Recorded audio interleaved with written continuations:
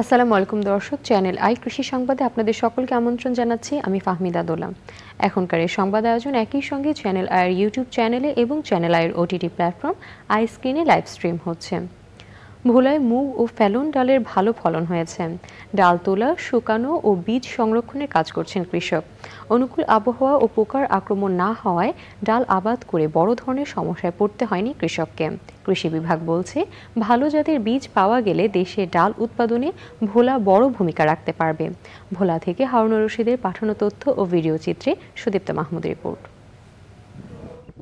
ভোলা সদর, দৌলত খান, বোরহানউদ্দিন, লালমোহন, তজুমউদ্দিন, চরফ্যাশন ও মনপুরা সহ ৭ উপজেলায় এবার ১৯,৫০০ হেক্টর জমিতে ডাল জাতীয় ফসল আবাদ হয়েছে।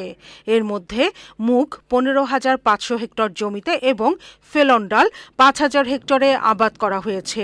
দিনে দিনে এ অঞ্চলে ডালের আবাদ বাড়ছে। প্রতি হেক্টর জমিতে ডালের ফলন পাওয়া গেছে ২.২ মেট্রিক টন। আমার সংস্থার মধ্যে বীজ দিছে, সেই বীজে ভালো হয়। আমি এবারকার মতো কোনো ফসল পাই নাই। এই ডাইল অনেক বছর পর্যন্ত করি, এই ডাইল ফলন কোনো বছর এরকম মতন পাই নাই। হ্যাঁ, আমি ৪,০০০ টাকা বিক্রি করি, ইনশাল্লাহ আমি এই ডাইলে করবো। ৩২ অংশ আলে দিলে আমার ফলন ভালোই ধরছে। ধরার পর আমি ২ তোলা দিছি, দেওয়ার পর আমি ডালটা বেচছি, বালাই টাকা পাইছি। কৃষি বিভাগের পাশাপাশি পল্লী কর্ম সহায়ক ফাউন্ডেশন, পিকেএসএফ এর কৃষি ইউনিটের আওতায় গ্রামীণ জন উন্নয়ন সংস্থা কৃষকদের কারিগরি সহায়তা দিয়েছে। এই জেলাতে ডাল একটি সম্ভাবনাময় ফসল। কৃষক ইতিমধ্যে মুগ ডাল এবং ফেলন হারভেস্ট করা শুরু করেছে। বাজারে তারা ভালো দামও পাচ্ছে।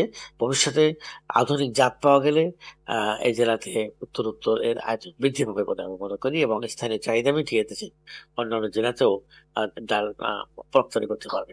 কৃষি বিভাগ কৃষককে প্রশিক্ষণ, বিনামূল্যে বিনামুগ ৮ জাতের ভিত্তি বীজ বিতরণ এবং বীজ সংরক্ষণের উপকরণ বিতরণ করেছে। Sudipta Mahmud, channel I.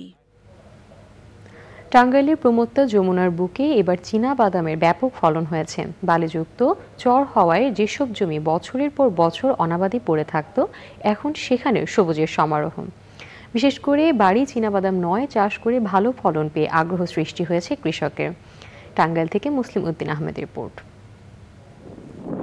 টাঙ্গাইলের ভপুর উপজেলার বলরামপুর, চরবাসালিয়া, জয়পুর সহ বিভিন্ন এলাকায় এবার ব্যাপক বাদাম চাষ হয়েছে।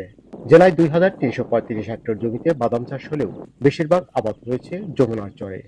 যমুনার বুকে জেগে ওঠায় এসব জমিতে সম্প্রতি বাড়ি চীনাবাদাম নয় চাষ হয়েছে। প্রতি বিঘায় কৃষকের খরচ হয়েছে ৫ থেকে ৭,০০০ টাকা। চরাঞ্চলের এসব জমি থেকে প্রায় ৯ মণ বাদামের ফলন পাওয়া গেছে। সব খরচ বাদে কৃষকের লাভ থাকছে প্রায় ১৫,০০০ টাকা। বাদামটা একটু লাভজনক ফসল। এখানে বিঘা প্রতি আপনার ৭-৮ মণ হারে নামে। আবার আপনি বিক্রি বেলায় আপনার ২৫০০ থেকে ৩২০০ টাকা মণ এরকম বিক্রি করা যেতেছে, ভালো লাভবান হইতেছে। এখানে আমাদের বাদাম বাড়ি ৮, বাড়ি ৯, এগুলো আমরা খুব লাভবান হব ইনশাল্লাহ। এই বছর আমার ফসল ভালো। ৮,০০০ টাকা খরচ করছি, আমার ১২,০০০ টাকা আয় আছে। যত ফসলই আমরা আবাদ করি তার মধ্যে বাদাম রয়েছে কৃষকের লাভজনক ফসল। কৃষি গবেষণা ইনস্টিটিউটের সরজমিন গবেষণা বিভাগ উন্নত জাতের চীনাবাদাম আবাদে কৃষককে পরামর্শ ও প্রযুক্তিগত সহায়তা দিয়েছে। ঢাকা 1 এর পরিবর্তে ৮ এবং ৯টাকে রিপ্লেস করে এই কৃষকের মাঝে ছড়িয়ে দেওয়া।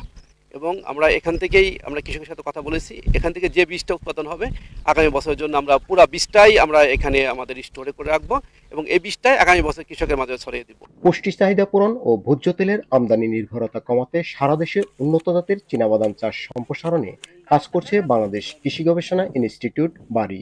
ভোজ্য তেলের আমদানি নির্ভরতা কমাতে তাহলে আমার মনে হয় সরিষার পাশাপাশি ভোজ্য তেলের একটি গুরুত্বপূর্ণ ক্ষেত্র হবে বাদাম, তেল, তিসি এবং আরও অনেক কিছু। আমাদের বিজ্ঞানীদের প্রচেষ্টা, হাইব্রিড ডেভেলপমেন্ট, কিভাবে আমরা বেশি অল্প জমিতে কিভাবে বেশি উৎপাদন পাব। প্রোটিন, কার্বোহাইড্রেট, স্বাস্থ্যকর চর্বি, ফাইবার, ফ্যাটি অ্যাসিডের বড় উৎস চীনাবাদাম। বাদাম চাষ সম্প্রসারণে গুরুত্ব দিয়েছে পুষ্টিবিদরা। টাঙ্গাইলের ভুয়াপুর থেকে মুসলিম উদ্দিন আহমেদ, চ্যানেল আই। দর্শক, এই ছিল চ্যানেল আই কৃষি সংবাদ আয়োজন। এতক্ষণ আমাদের সাথে থাকার জন্য ধন্যবাদ সবাইকে।